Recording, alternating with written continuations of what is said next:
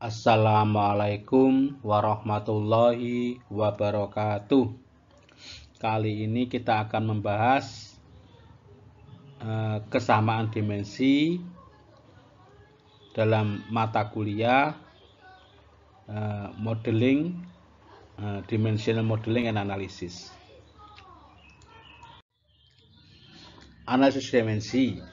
Analisis dimensi merupakan sarana untuk menyederhanakan masalah fisik dengan kesamaan dimensi untuk mengurangi jumlah variabel yang relevan. Ya, teknik ini sangat berguna untuk yang pertama menyajikan dan menafsirkan data eksperimen, yang kedua menyelesaikan masalah yang tidak dapat menerima solusi dengan menggunakan teori secara langsung, kemudian memeriksa persamaan, kemudian menetapkan kepentingan relatif dari fenomena fisik tertentu.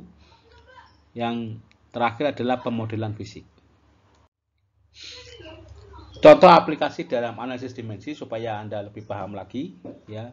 Sebagai contoh, gaya drag F persatuan panjang, ya, pada silinder panjang halus adalah fungsi dari kecepatan udara, kepadatan, diameter, dan viskositas ρ, mu.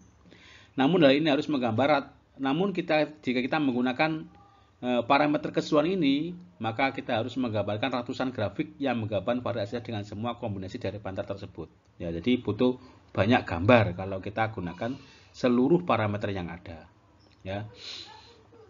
Maka kita gunakan analisis dimensi akan membantu memberitahu kita bahwa masalah dapat direduksi menjadi hubungan tanpa dimensi, yaitu CD, ya, coefficient drag sama dengan fungsi dari RE. RE itu angka Reynolds. Ya. Dalam analisis dimensi ini, contoh ini telah mengurangi jumlah variabel yang relevan dari 5 variabel menjadi 2 variabel. Dan data percobaan hanya membutuhkan grafik tunggal, CD terhadap RE. Ya, ini akan sangat membantu sekali, ya, kita menganalisis suatu sistem antara model dengan prototipnya.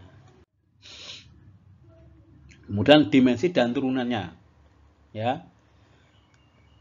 Dimensi dan turunannya kita bahas masalah geometri atau bentuk, ya, AV, I yaitu area, volume, ya, second moment of area, inersia, pangkat 4, ya.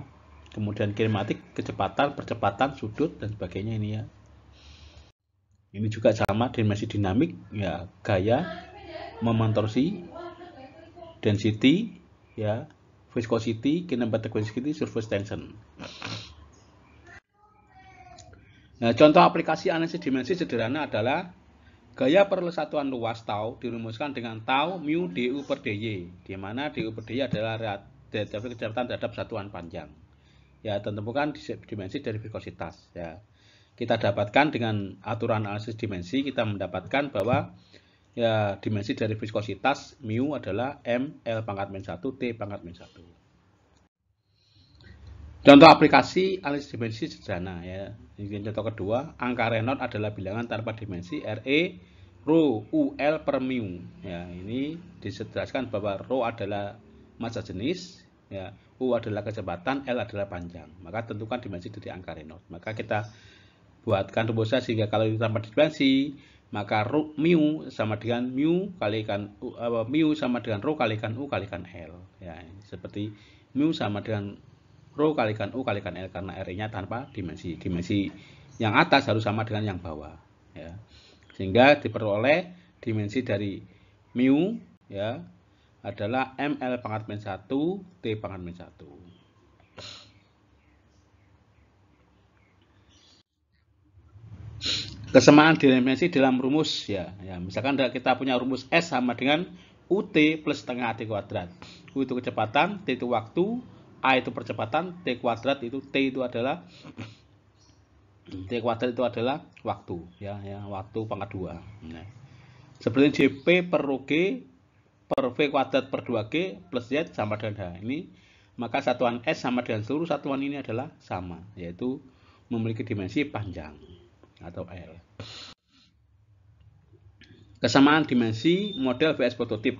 Ya, pada dasarnya kita dapat mengklaim bahwa kesamaan geometris akan terpenuhi di antara model dan prototip jika rasio dari semua dimensi yang sesuai di kedua model dan prototip adalah sama.